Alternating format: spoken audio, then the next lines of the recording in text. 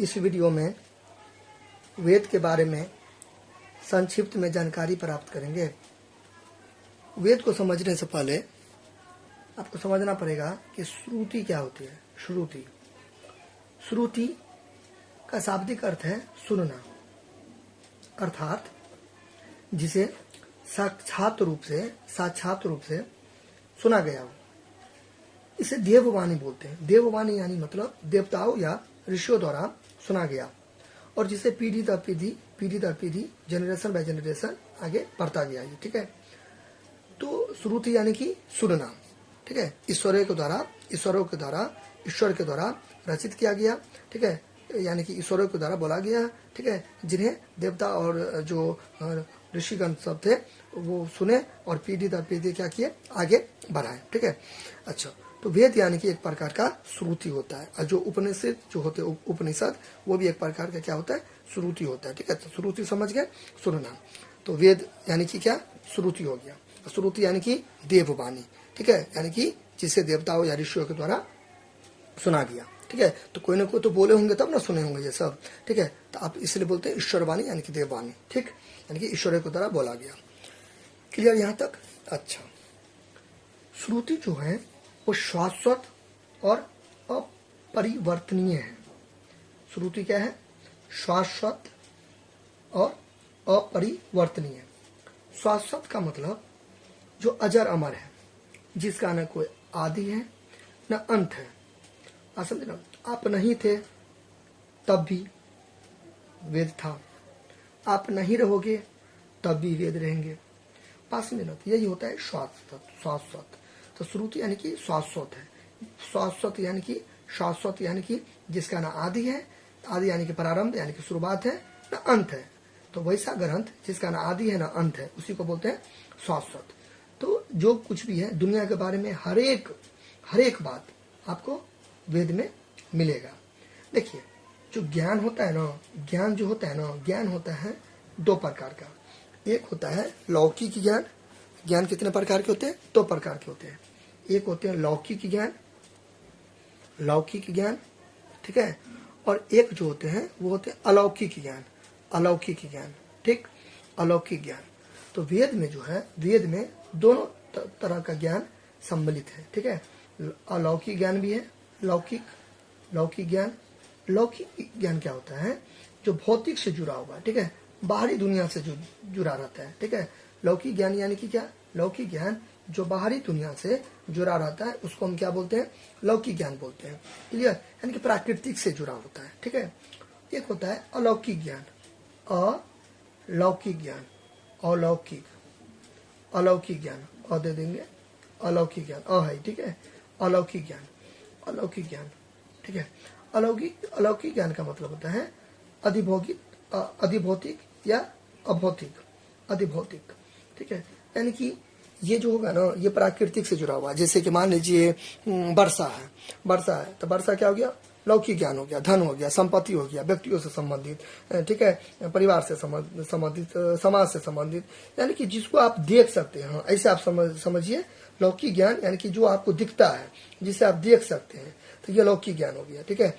अलौकिक ज्ञान का मतलब क्या हो गया? जिसे आप देख नहीं सकते हैं, ठीक है। जैसे कि मान लीजिए आत्मा हो गया, स्वर्ग हो गया, फिर धर्म हो गया, आत्मज्ञान हो गया। यानी कि ये जो अलौकिक ज्ञान होती है ये अंदर की बात होती है, यानी कि आपके शरीर के अंदर का, ठीक है, बात समझे ना। तो शरीर के अंदर का, चेतना को उठाने का काम, ठीक है। और ये होता है अलौकिक ज्ञान, ठीक है। और अलौकिक ज्ञान का मतलब होता है देश दुनिया के बारे में जानकारी। तो दोनों के बारे में आपको जानकारी मिलती है किसमें? वेद में। यहाँ तो कोई दिक्कत? अच्छा, अब आते हैं वेद पर। इतना तो आप समझ गए। अब आते हैं वेद पर। तो वेद क्या होता है? वेद का जो अर्थ है, ठीक है। देखिए, वेद जो आया है ना, संस्कृत के विद धातु से मिलकर बना है। विद धातु, संस्कृत के विद धातु से मिलकर बना है। वेद कहाँ से बना है? संस्कृत के विद धातु से मिलकर बना है, ठीक है। विद धातु से बना है, ठीक बात, ठीक है। तो वेद में समझे ना, लौकिक ज्ञान अलौकिक ज्ञान दोनों प्रकार का ज्ञान इसमें मिलता है। किसमें? वेद में। क्लियर हो या ना? चलिए, यहाँ तो कोई दिक्कत? ओके। अब यहाँ पे देखिए, यानी कि ये भौतिकता से परे होता है। अलौकिक ज्ञान क्या होता है? भौतिकता से परे होता है। क्लियर? चलिए, अब संस्कृत के विद धातु से बना। धातु क्या होता है?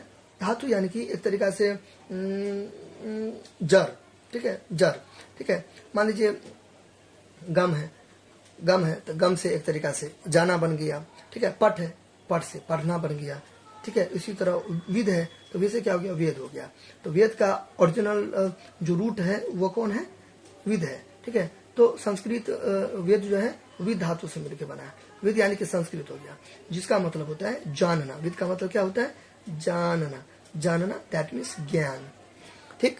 तो यानी कि क्या सीखे हम? ये सीखे कि वेद आया है संस्कृत के विद धातु से, ठीक है। वेद कहाँ से आया है?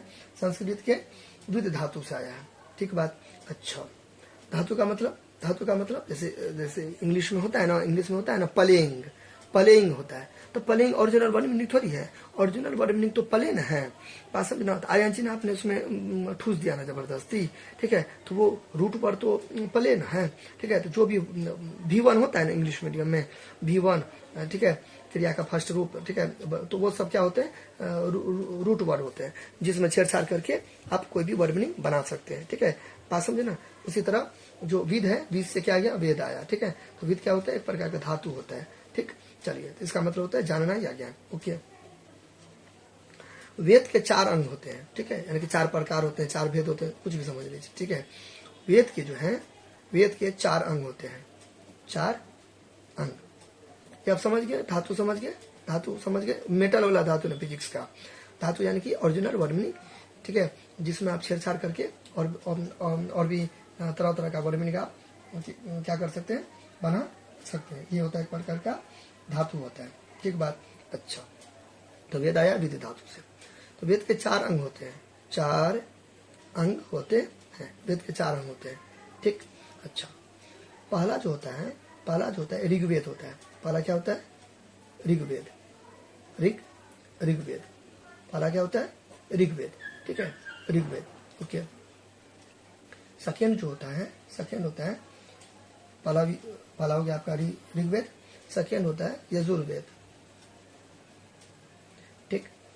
थर्ड जो होता है, थर्ड होता है सामवेद, सामवेद, ठीक। एंड द लास्ट फोर्थ जो होता है वो होता है अथर्ववेद।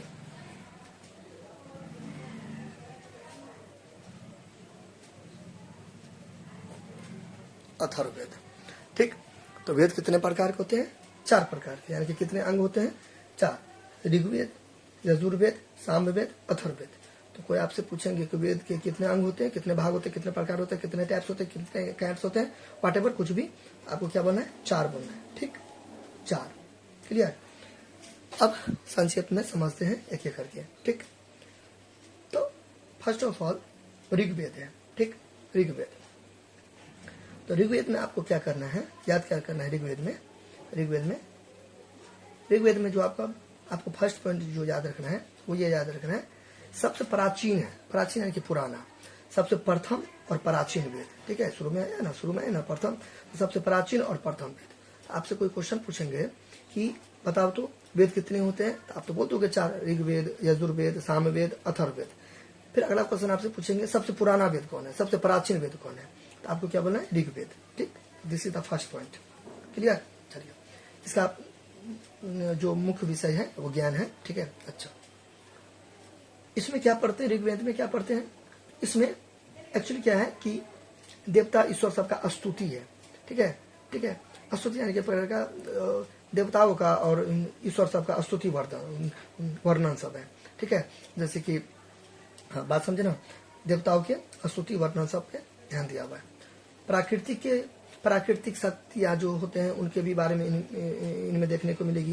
देखिए, जो मैं बोलूँगा ना कि ऋग्वेद में ये नहीं, ये आप मतलब पढ़ोगे तो वही लेके बैठ जाना है, इसे और भी ज़्यादा विस्तार में दिया हुआ है। मैं अभी संक्षेप में समझा रहा हूँ। जैसे मैंने क्या बोला कि फर्स्ट पॉइंट क्या बोला कि सबसे प्राचीन और प्रथम ऋग्वेद है, सबसे पुराना जो वेद है वो ऋग्वेद है, ठीक बात। फिर मैंने क्या बोला? ऋग्वेद में देवता सबका, ईश्वर सबका यानी कि स्तुति है, ठीक है। स्तुति यानी कि वर्णन है, यानी कि मंत्र सब है, जो भी समझिए सब है, ठीक है।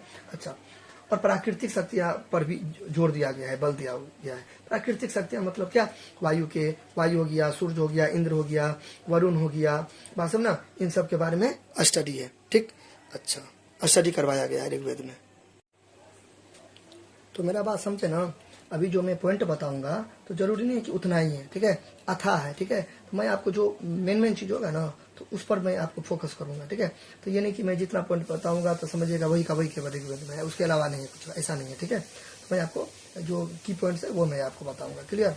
तो ऋग्वेद में पहला क्या समझे अपने लोग, ये सबसे पुराना प्राचीन है, ठीक है। अच्छा, फिर सेकंड में क्या पढ़े, इसमें देवता ईश्वर सबका स्तुति है, गुणगान है, वर्णन है, ठीक है, जो भी समझ लीजिए, ठीक है। फिर प्राकृतिक शक्ति पर यह जोर दिया इसमें। प्राकृतिक शक्तियां दैट मीन्स हवा हो गया, पानी हो गया, अग्नि हो गया, ठीक है, यानी कि वायु, सूर्य, इंद्र, वरुण, इस सबका स्तुति मंत्र वगैरह सब है, ठीक है। अच्छा, यहाँ तो कोई दिक्कत।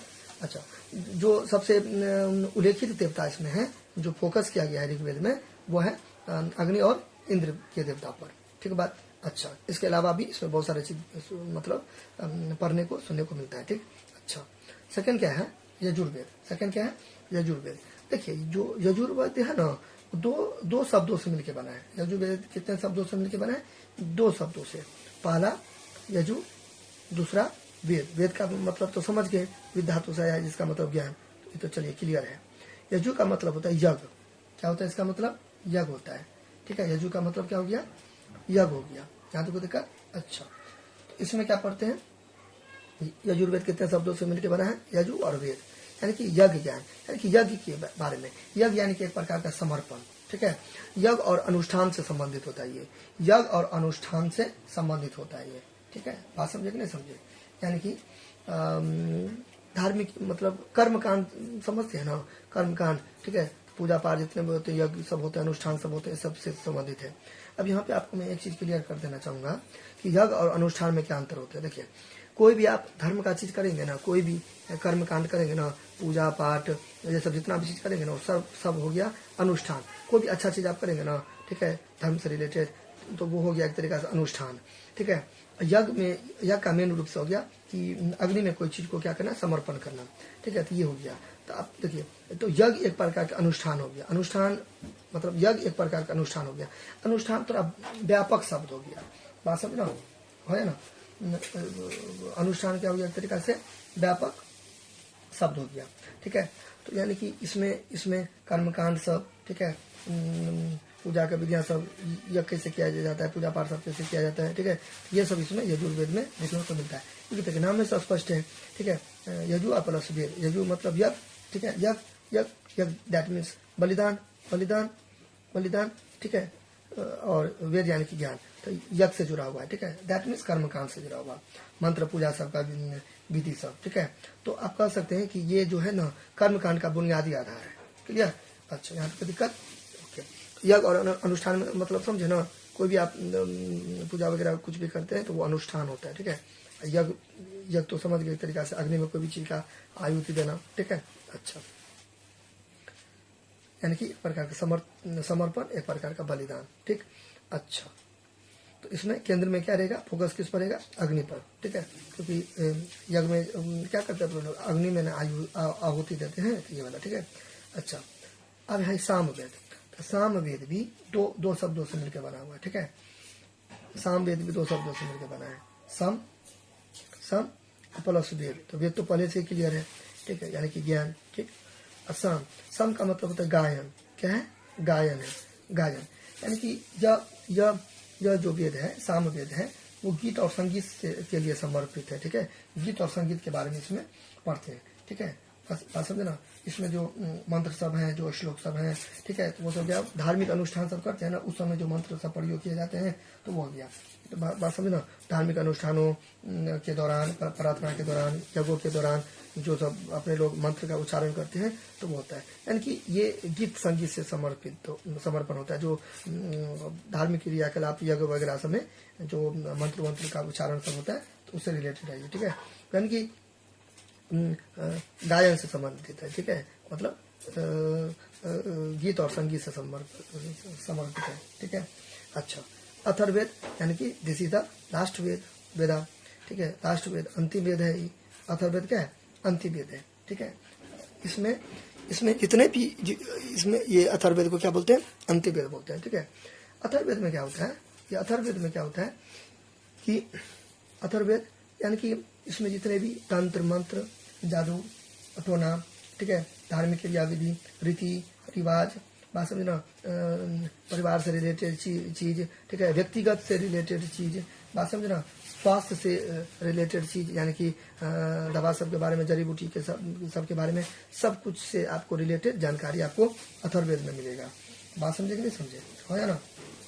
यानी कि आपका क्या कर्तव्य है, ठीक है, आपका समाज का क्या कर्तव्य है, समाज का किस नियम का पालन करना चाहिए। आप जैसे कि इंडिविजुअल के पॉइंट ऑफ व्यू से भी देखें, यानी कि व्यक्तिगत से भी देखें, तो पूजा पाठ, जड़ी बूटी, चिकित्सा, जितने भी मतलब होते हैं, जादू टोना, औषधि, दैनिक समस्या, दिन में आपको क्या क्या समस्या होती है, बात समझ ना, ये सब का समाधान आपको किसमें मिलेगा, अथर्ववेद में मिलेगा।